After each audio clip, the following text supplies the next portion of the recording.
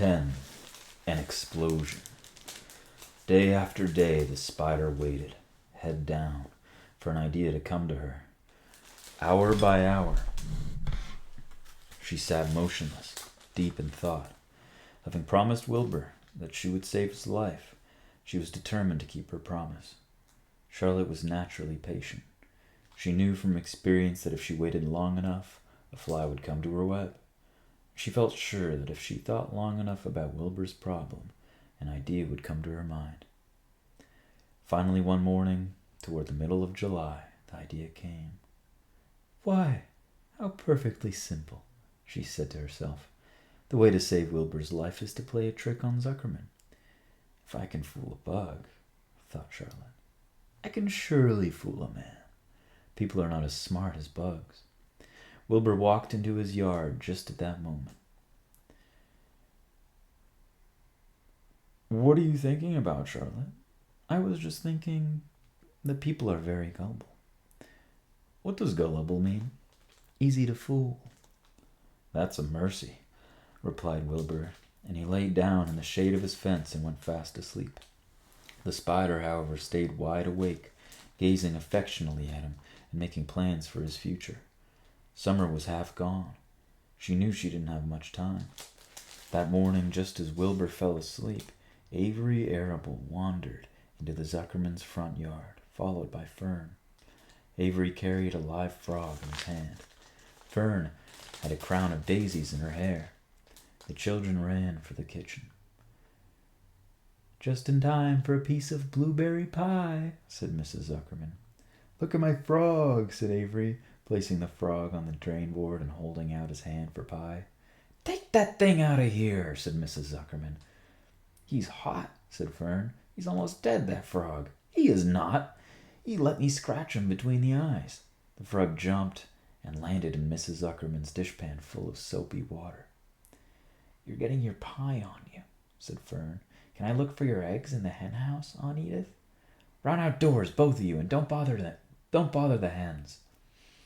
"It's getting all over everything," shouted Fern. "His pie is all over his front." "Come on, frog," cried Avery. He scooped up his frog. The frog kicked, splashing soapy water on his blueberry pie. "Another crisis," groaned Fern. "Let's swing in the swing," said Avery. The children ran to the barn. Mr. Zuckerman had the best swing in the county. It was a single long piece of heavy rope tied to the beam over the north doorway. At the bottom end of the rope was a fat knot to sit on. It was arranged so that you could swing without being pushed. You climbed a ladder to the hayloft, and holding the rope, you stood at the edge and looked down and were scared and dizzy. Then you straddled the knot that had acted as a seat. Then you got up all your nerve, took a deep breath, and jumped. For a second, you seemed to be falling to the barn floor far below, but then suddenly the rope would begin to catch you, and you would sail through the barn door going a mile a minute, with the wind whistling in your eyes and ears and hair. Then you would zoom upward into the sky and look up at the clouds, and the rope would twist, and you would twist and turn with the rope. Then you would drop down, down, down out of the sky and come sailing back into the barn, almost into the hayloft. Then sail out again, not quite so far this time, and then in again, not quite so high. Then out again, then in again, then out, then in. Then you jump off and fall down and let somebody else try it. Mothers for miles around worried about Zuckerman's swing. They feared some child would fall off, but no child ever did. Children almost always hang on to things tighter than their parents think they will. Avery put the frog in his pocket and climbed to the hayloft. "The last time I swang in this swing, I almost crashed into a barn swallow." "Take that frog out," ordered Fern. Avery straddled the rope and jumped. He sailed out through the door, frog and all, and into the sky, frog and all. Then he sailed back into the barn. "Your tongue is purple," screamed Fern. "So is yours," cried Avery, sailing out again with the frog. "I've hay inside my dress. It itches," called Fern. "Scratch it," yelled Avery as he sailed off. "It's my turn. Jump off." "Fern's got the itch." When he jumped off, he threw the swing up to his sister. She shut her eyes tight and jumped. She felt the dizzy drop, then the supporting lift of the swing. When she opened her eyes, she was looking up into the blue sky and was about to fly back through the door. They took turns for an hour. When the children grew tired of swinging, they went down toward the pasture and picked wild raspberries and ate them. Their tongues turned from purple to red. Fern bit into a raspberry that had a bad-tasting bug inside it and got discouraged. Avery found an empty candy box and put his frog in it. The frog seemed tired after his morning in the swing. The children walked slowly up toward the barn. They too were tired and hardly had energy enough to walk. "Let's build a tree house," suggested Avery. "I want to live in a tree with my frog." "I'm going to visit Wilbur," Fern announced. They climbed the fence into the lane and walked lazily toward the pig pen. Wilbur heard them coming and got up. Avery noticed the spider web, and coming closer, he saw Charlotte. "Hey, look at that big spider. It's tremendous." "Leave it alone. You've got a frog. Isn't that enough?" "That's a fine spider, and I'm going to capture it," said Avery.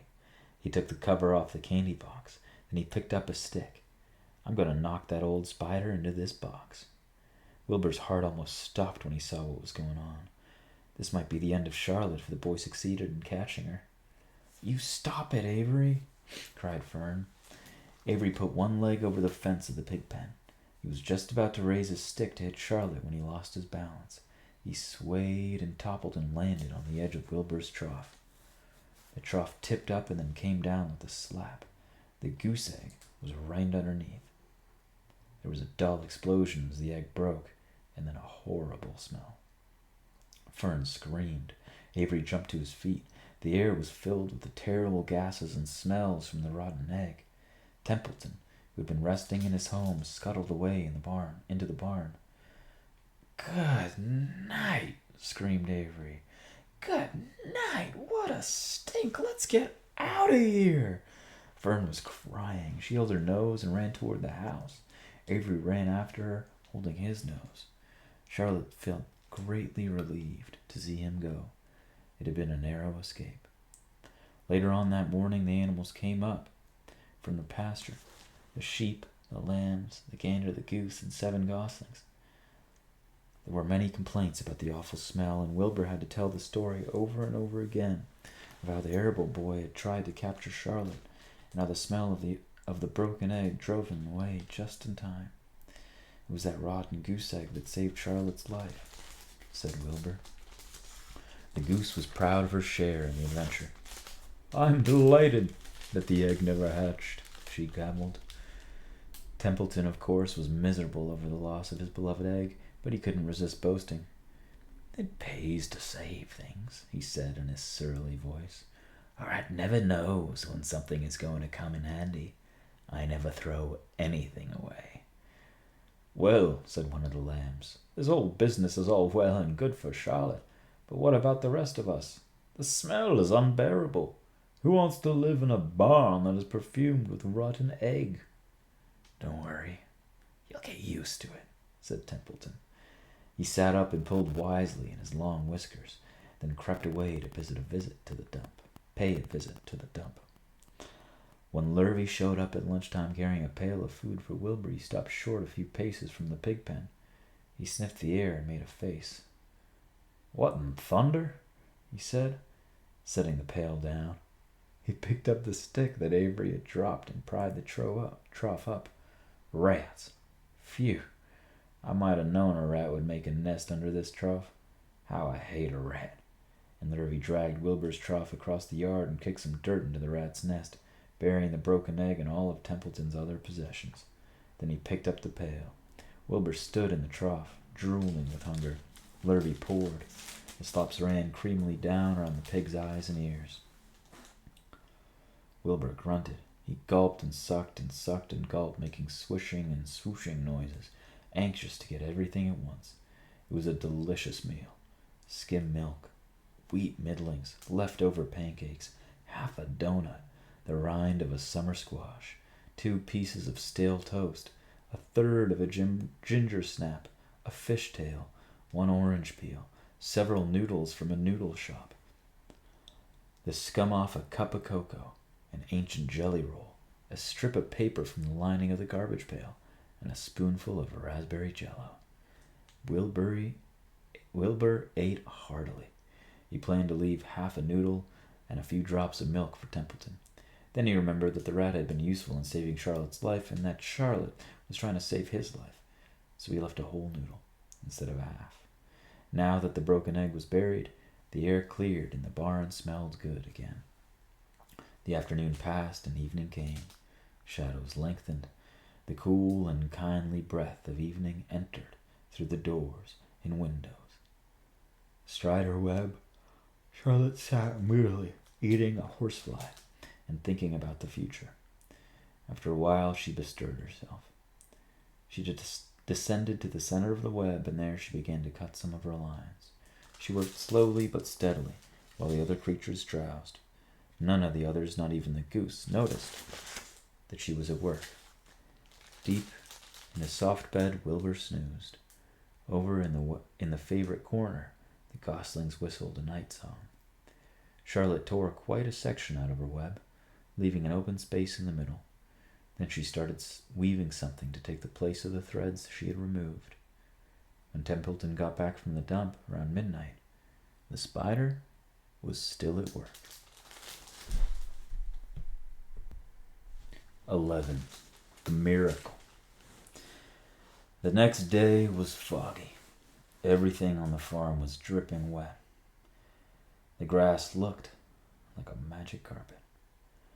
The asparagus patch looked like a silver forest. On foggy mornings, Charlotte's web was truly a thing of beauty. This morning each thin strand was decorated with dozens of tiny beads of water. The web glistened in the light and made a pattern of loveliness and mystery, like a delicate veil. Even Lurvy, who wasn't particularly interested in beauty, noticed the web when he came with the pig's breakfast. He noticed how clearly it showed up he noted how big and carefully built it was. And then he took another look and he saw something that made him set his pail down. There in the center of the web, neatly woven in block letters, was a message. It said, "Some pig." Lurvy felt weak. He brushed his hand across his eyes and stared harder at Charlotte's web. "I'm seeing things," he whispered. He dropped to his knees and uttered a short prayer. Then, forgetting all about Wilbur's breakfast, he walked back to the house and called Mr. Zuckerman. "I think you'd better come down to the pig pen." "What's the trouble? Anything wrong with the pig?" Not exactly. Come and see for yourself." The two men walked silently down to Wilbur's yard. Lurvy pointed to the spider's web. "Do you see what I see?" Zuckerman stared at the writing on the web. Then he murmured the words, "Some pig."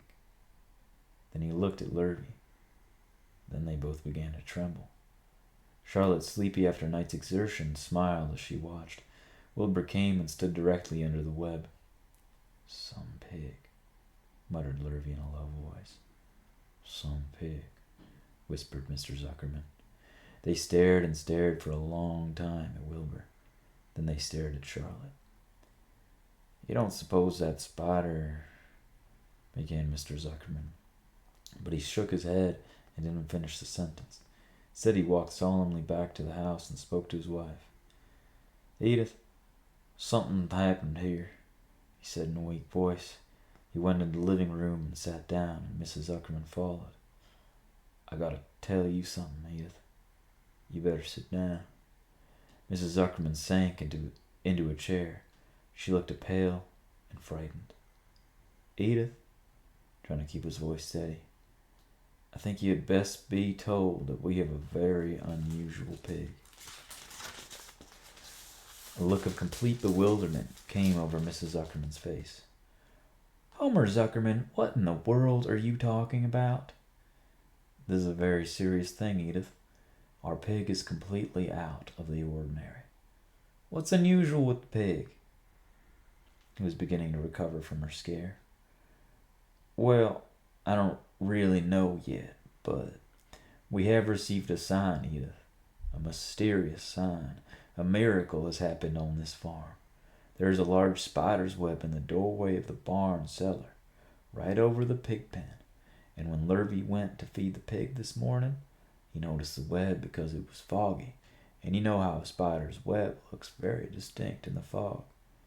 And right spang in the middle of the web, there were the words, "Some pig." The words were woven right into the web. They were actually part of the web, Edith. I know because I've been down there and seen them. It says, "Some pig," just as clear can be. There can be no mistake about it.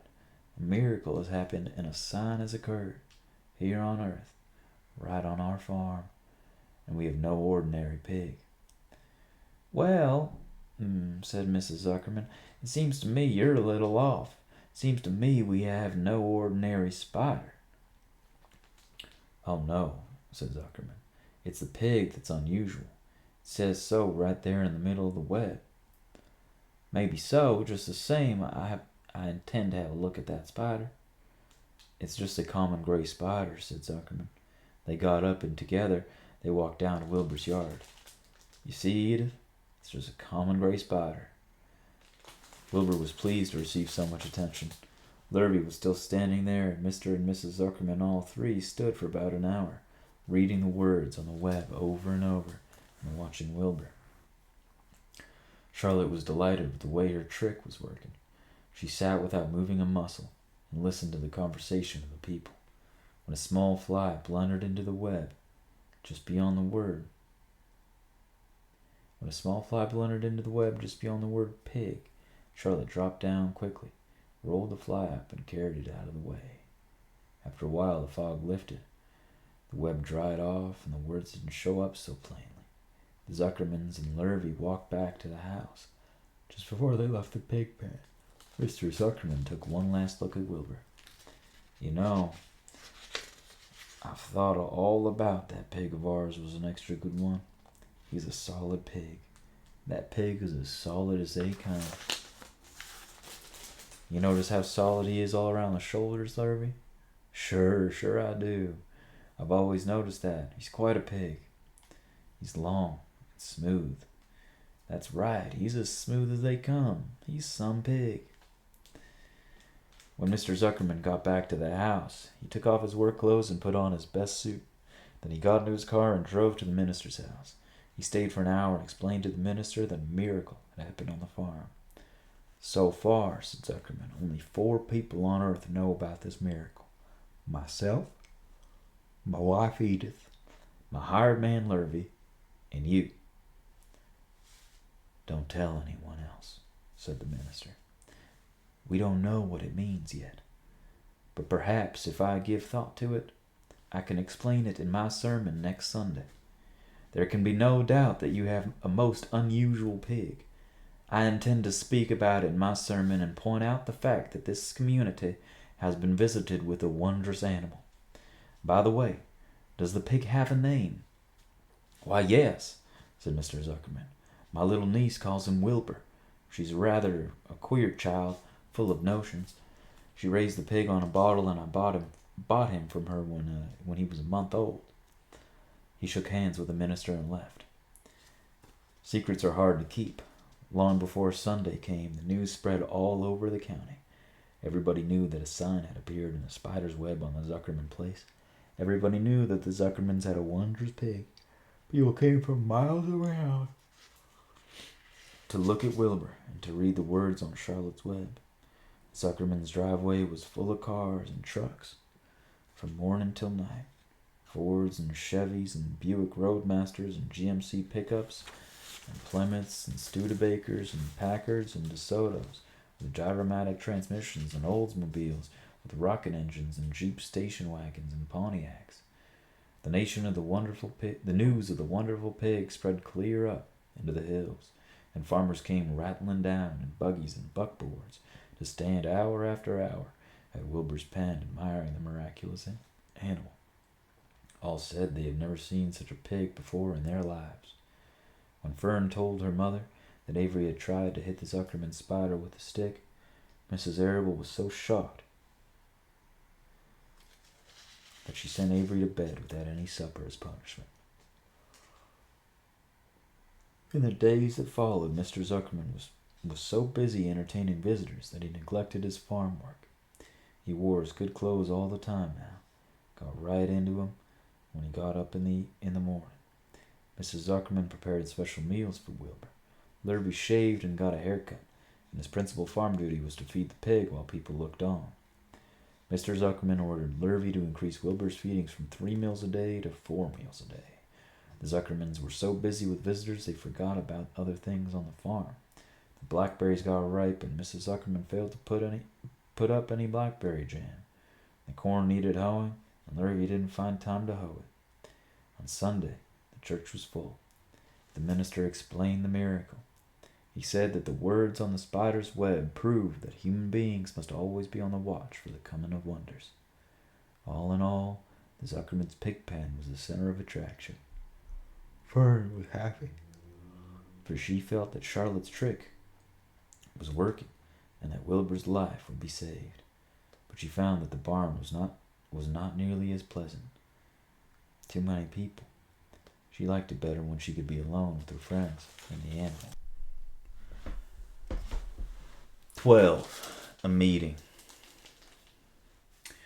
One evening, a few days after the writing had appeared in Charlotte's web, the spider called a meeting of all the animals in the barn cellar. I shall begin by calling the roll. Wilbur? Here, said the pig. Gander? Here, here, here, said the gander. You sound like 3 ganders, muttered Charlotte. Why can't you just say here? Why do you have to repeat everything? It's my idiosyncrasy, replied the gander. Goose, said Charlotte. Here, here, here, said the goose. Charlotte glared at her. Goslings, 1 through 7. Beep, beep, beep, beep, beep, beep, beep, beep, beep, beep, beep, beep, beep, beep, beep, beep, beep, beep, said the goslings. This is getting to be quite a meeting, said Charlotte. Anybody would think we had 3 ganders, 3 geese, and 21 goslings. Sheep? Ah, answered all the sheep together. Lambs? Here, answered all the lambs together. Templeton? No answer. Templeton? No answer.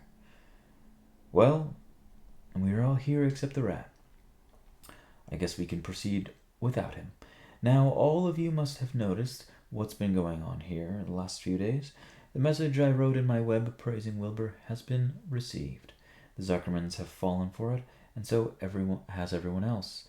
Zuckerman thinks Wilbur is an unusual pig, and therefore we won't want to kill him and eat him. I dare say my trick will work and Wilbur's life can be saved. Hooray! Cried everyone. Thank you very much, said Charlotte. Now I call this meeting in order to get suggestions.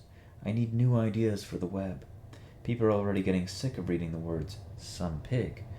If anybody can think of another message or remark, I'll be glad to weave it into the web. Any suggestions for a new slogan? How about Pig Supreme? Asked one of the lambs. No good, said Charlotte. Sounds like a rich dessert. How about Terrific, Terrific, Terrific? Said the goose. Cut that down to 1 terrific and it will do very, very nicely, said Charlotte. I think terrific might impress Zuckerman. But, Charlotte, I'm not terrific. That doesn't make a particle of difference, replied Charlotte. Not a particle.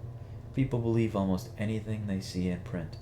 Does anybody here know how to spell terrific? I think it's T-double-E-double-R-double-R.